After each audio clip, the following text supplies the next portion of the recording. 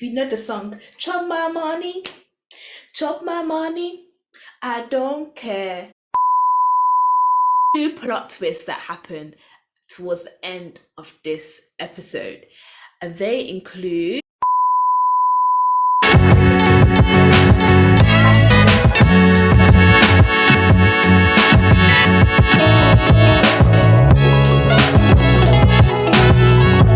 guys, welcome back to the Flo Journal. I'm your host, Fadeke.banjo, and today I'm so excited. I'm going to be talking about Skinny Girl in Transit Season 7. Yes. I don't know about you guys, but I'm a huge fan of Skinny Girl in Transit. I've been watching it consistently from season 1 till now, season 7. So far, they've dropped 4 episodes of season 7 and they have not disappointed. Honestly, we're seeing a lot of character development. In a lot of the characters, to be honest. And we also have some new faces added to the cast, which is nice to see. And I want to just give a special thanks to the creator of Skinny Girl in Transit. So without further ado, before I start dive into this episode, guys, I need you to do one thing and one thing only. Guys, subscribe to the Flo Journal. I need you to like. I need you guys to comment down below what other shows would you like me to review on this channel. And also, if you've watched Skinny Girl in Transit and you're a fellow fan, comment down below what you think about the season so far. What do you like? What don't you like about the season as well? You know, like with all good seasons, there's always also good and bad of each season. Let's get into it. The first episode starts off, the opening scene is Midday and Tiwa celebrating their bouncing baby boy in their having a baby ceremony for their bouncing baby boy, the new addition to the family. Come on now. Again, guys, if you've watched Skinny Girl in Transit from season 1 till now, last season, season 6, was a lot, so much drama, so much, just a lot happened in season 6. But one of the kind of more kind of, I guess, painful moments at season 6 was when Tiwa and Midday unfortunately had a miscarriage. And we see how Tiwa deals with this. She goes through the stages of grief, the denial, all of the stages of grief. She went through it, and she blamed herself. She kept on blaming herself. She'll have moments where she's like, "Oh, I'm okay," and then we see the scene where she's like goes into her bathroom and she just looks at herself in the mirror and she's just like, why did you do this? Like, my body, why could you not have like been able to keep this baby alive? She just keeps on blaming herself, and Midday sees her do that and he's heartbroken because she's acted like everything's okay to a certain extent and has just been kind of a bit cold towards him. But anyway, the last episode of season 6 ends with Midday and Tiwa going to the hospital because she's pregnant again, and it was just so good news. We're like, oh my goodness, yes. It just felt like a testimony. And then for episode 1 of season 7 to start off with a baby ceremony, the baby's here, healthy and everything. It just felt so beautiful to watch. But as you can see, it was just beautiful. The music, just the vibe. I'm just so happy for them. Like, I know this show ain't real, but it's like you've been rooting for Midday and Tiwa from season 7, you know, then them getting married and now their parents. It's beautiful. I just remember like there was a amazing scene in episode 1 with Midday and Tiwa, and if you know the song, chop my money, I don't care. Now, There's five love languages, so but money is one of them. Money is one of them when it comes to like ah, money is one of them more. I know that's right. So in the Nigerian culture, when it comes to weddings and stuff, birthday celebrations, they'll be spraying money on the celebrants. They'll be spraying money. And that's exactly what Midday did for Tiwa. And when oh my gosh, I was like, that's a good man, Savannah. That's a good man, Savannah. Do you know how many stacks of money I'm seeing right there? Look, guys, 2024. Our standards, guy. Our standards, ladies, even gentlemen, need to be high. Need to be high.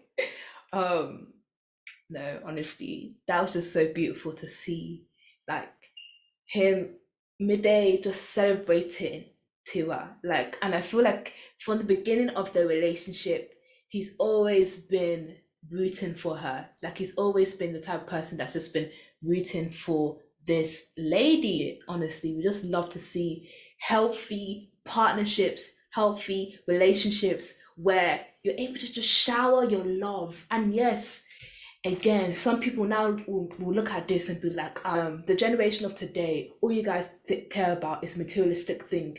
If your man is not giving you a stack of money, if he's not, taking you to fancy dinners, then, you're not going to rate the relationship. And that is not the case, guys. But someone who cares about you and someone, would want to, like show that appreciation. And that might not be in the extravagance, in terms of spraying money or taking you to Bali, but it can be in the small things that just show like I care about this person, and you're deserving of being with someone who cares about you, who appreciates the the value that you bring to the relationship and to their into the relationship that you guys have, and in the value you bring in their lives, and just who you are as an individual. Like they're able to be your cheerleader, they're able to support you in your dreams and your goals and stuff, and you're able to support them too. Like that is what I call a healthy relationship, guys. Love to see like Nigerian culture come through. Spraying money is not a new thing when it comes to Nigerian culture, but seeing it in this way was just so beautiful to see, and just this appreciation. And again, if you watch like season 6, Midday and Tiwa have gone through a lot. They've gone through a lot, even in their first and second stage of their marriage. And it's just nice to see them like happy for once, like fully happy, like things are going well in their lives. Let me know down in the comments like what you thought about this moment. Were you also kind of like, yes, you better give her stacks and stacks and stacks of money? And in the next scene, she also shows her appreciation of him as well. But the next thing that happened in this episode is Tiwa's younger sister, Shelowa, a Nigerian, but I'm also British. So if I do not pronounce the names correctly, let me know down in the comments, okay? All right. So Shelowa, younger sister, is dealing with some old demons of her own. Sis has been going through it. Her long-time boyfriend, partner, lover, Mohammed, did her dirty. This guy cheated on her. He cheated on her. Really? Now, to kind of get a backstory of their relationship, again, I love this show in the topics that it addresses. So in the case of Shelowa and Mohammed, Shelowa is Christian, Mohammed is Muslim. Shelowa is, I believe, Yoruba in terms of in the show, Yoruba. Mohammed is Hausa, a tribe in northern Nigeria, and Mohammed comes from that tribe, and his parents, his family, expect for him to marry someone from his tribe and to marry someone who practices the Islam faith. Shelowa, she is not from the tribe. She is Christian. You see how this relationship from the beginning is looking like how it's gonna work. But Muhammad's family don't really rate Shelowa. And because of this, tried to arrange marriage Muhammad to this young lady from his tribe and from his faith.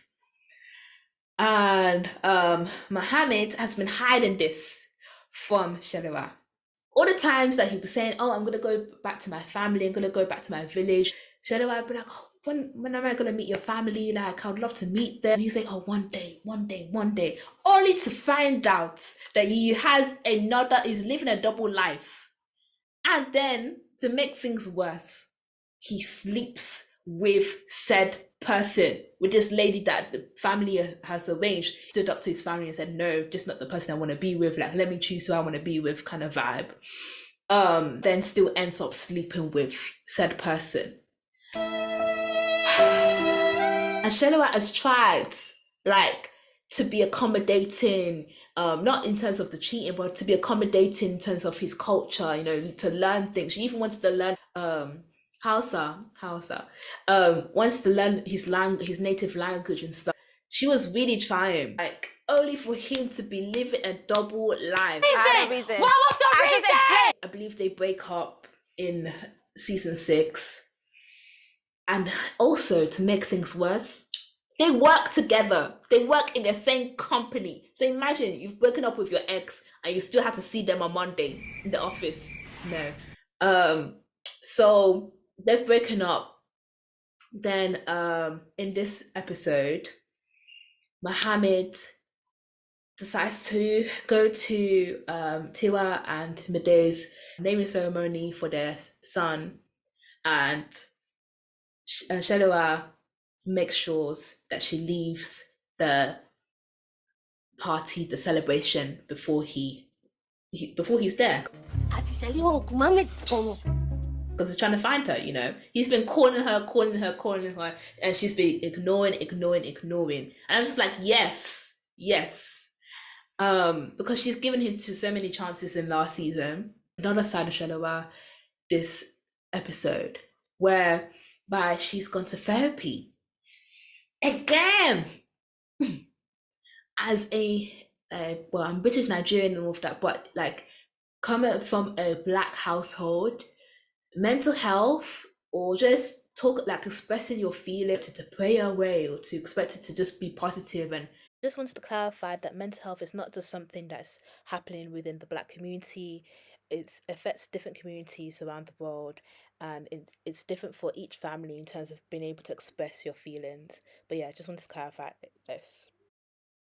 And we see here Shelowa going to therapy, expressing how she feels, not just about Muhammad. Also, last season, she was with this other guy who basically physically abused her. I believe he slapped her, and like, was just a horrible person. Like, he acted as if he was a nice person, but in reality, he was not a nice person. And she's been traumatized as a result of that. And so she's gone to therapy to kind of deal with her traumas, mishaps with when it comes to relationships and the men that she's chosen, and just, I guess, trying to gain back her confidence.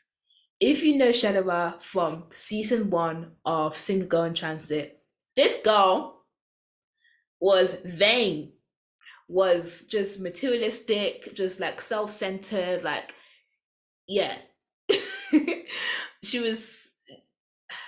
There was no character development. But it seems that in this season, we're gonna see some character development in this girl. We're gonna see this girl, you know, pick herself up and have higher standards, you know, for herself, and be like, no, I'm not going to hold on to this old relationship that is just toxic. No, I deserve better, you know.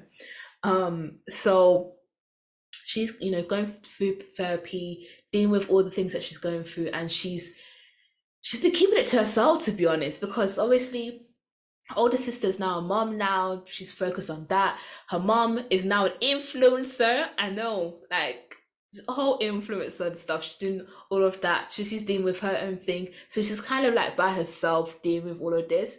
Plot twist that happened towards the end of this episode. A proposal.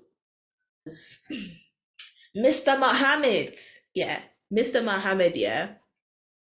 Been calling and calling 6 o'clock in the morning and she's not picking up. She said no. No, no, no. So sitting at the restaurant waiting for her. She ain't coming. She ain't like gonna be there. So he stays there like a fool. The restaurant's about to close. He's still there in the dark. Like just there, you know, sitting, waiting.